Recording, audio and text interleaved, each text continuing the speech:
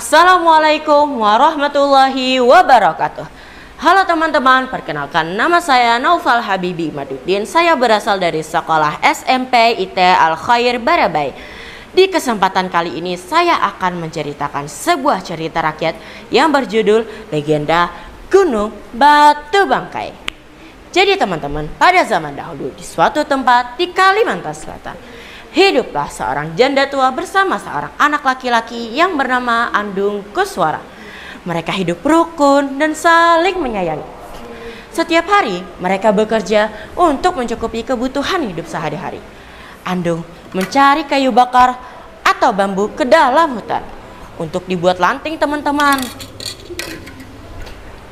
Sedangkan umanya mencari buah-buahan atau daun-daun muda untuk dibuat sayur. Suatu hari, Andung pergi ke hutan seorang diri. Karena keasyikan bekerja, tak terasa waktu pun beranjak senja. Andung pun bergegas pulang ke rumah. Di tengah perjalanan, Andung mendengar suara jeritan kakek-kakek yang meminta tolong. Saat Andung mendekat, Andung pun bertanya ke kakek tersebut. "Kakek, apakah kakek tidak apa-apa?" tanya Andung kepada kakek itu. Kakek itu pun menjawab, "Kakek-kakek sedang tertimpa pohon, nak. Bisakah engkau membantu kakek?" tanya kakek tersebut kepada Andung. Andung pun berpikir sejenak. Akhirnya ia pun menjawab, "Baiklah kek, izinkan aku mengobati kakek," ujar Andung.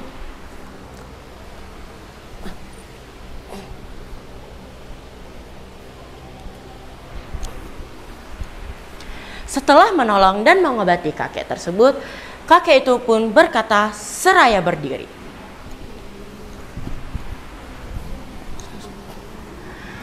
"Terima kasih ya nak, berkat kamu kakek ini jadi lebih enak."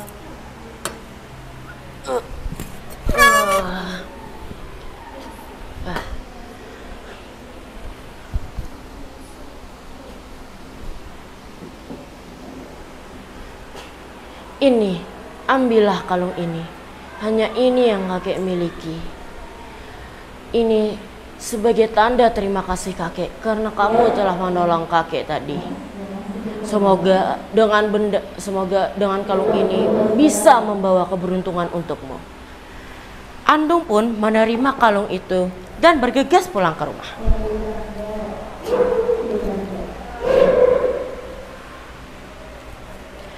Sesampainya di rumah, Andung menceritakan apa yang terjadi kepadanya tadi kepada umanya. Akhirnya, Andung pun berkata, "Uma, tolong simpankan kalung ini dengan baik-baik," ujar Andung. Umanya pun berkata, "Baiklah nak, Uma akan menyimpan kalung ini baik-baik." Sambil menerima kalung yang sungguh indah itu, kehidupan pun terus berjalan. Pada suatu hari, Andung sedang termenung seorang diri. Ia menginginkan masa depan yang lebih baik.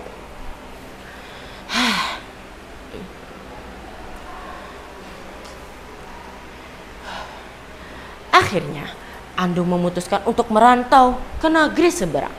Ia akan mengamalkan ilmu pengobatan yang didapat dari abahnya dulu. Suatu malam, dengan hati-hati, Andung mengutarakan keinginannya kepada umanya. "Uma, bolehkah Andung merantau ke negeri seberang?" tanya Andung kepada umanya. Umanya pun menjawab, "Anakku Andung, Uma sudah sangat bersyukur dengan keadaan kita ini. Namun, jika engkau tak tahan lagi dengan kehidupan seperti ini, Uma akan mengizinkanmu." Mendengar tersebut, Andung pun berterima kasih kepada umanya dan berjanji akan membahagiakan umanya jika ia sukses nanti. Setelah persiapan secukupnya, berangkatlah Andung ke negeri seberang.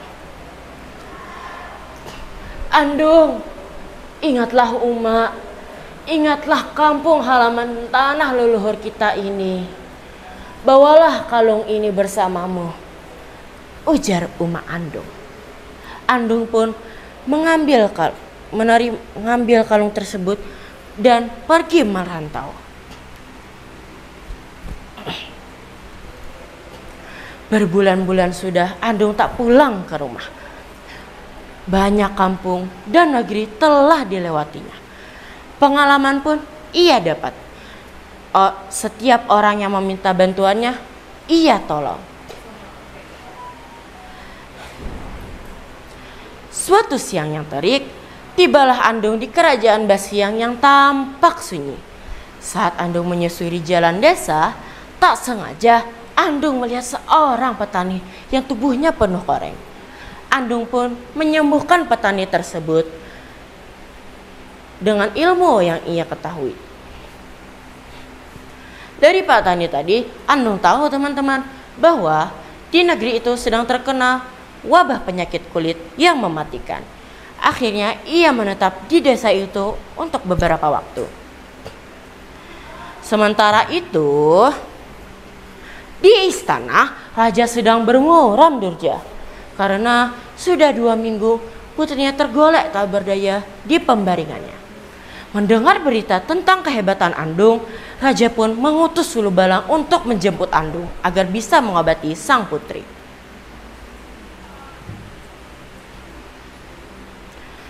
Salam sejahtera tuanku, sapa Andung sambil memberi hormat kepada sang baginda.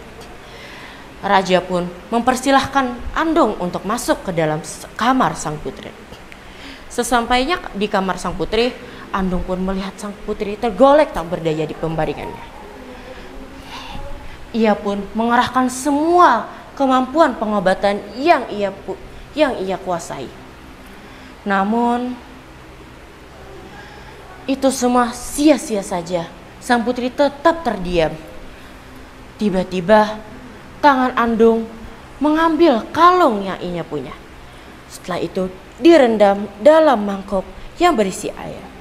Setelah dibacakan doa, air tersebut dipercikan ke sang putri. Selang beberapa waktu, sang putri tersadar dengan wajah yang segar. Akhirnya Andung diangkat menjadi tabib istana.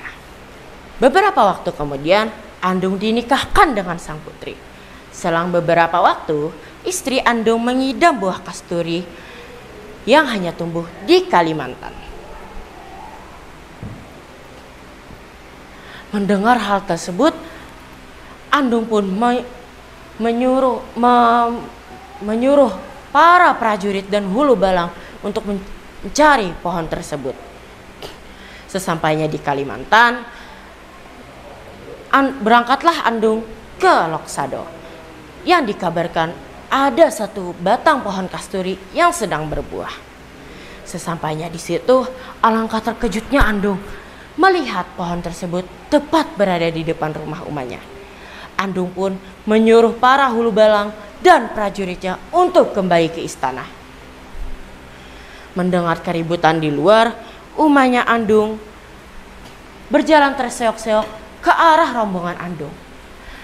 Anakku, anakku Andung, teriak umanya Andung memanggil putranya.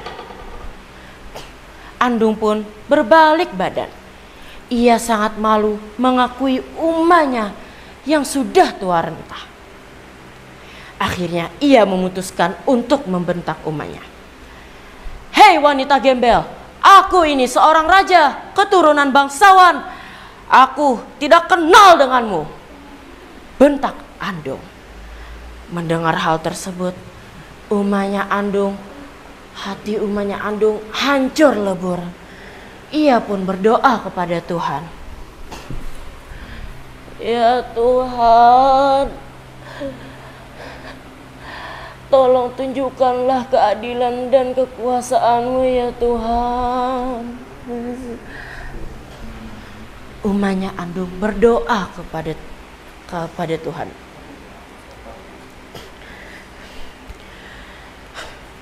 Selang beberapa waktu, tiba-tiba petir dan halilintar sambar menyambar, membelah bumi. Kilatan sambung menyambung. Langit yang awalnya cerah berubah jadi mendung. Hujan deras turun dengan lebat. Melihat tersebut, Andung tersadar dan berteriak ke arah umanya. Uma, tolong maafkan Andung, Uma. Tolong maafkan Andung. Teriak Andung ke arah umanya. Namun apalah daya, siksa Tuhan tidak dapat dicabut lagi. Akhirnya Andung dikutuk menjadi batu yang berbentuk seperti mayat manusia. Karena kemiripannya dengan mayat manusia, warga setempat menyebut gunung tersebut dengan sebutan Gunung Batu Bangkai yang dapat ditemukan di Loksado, Kabupaten Hulu Sungai Selatan, Kalimantan Selatan. Wassalamualaikum warahmatullahi wabarakatuh.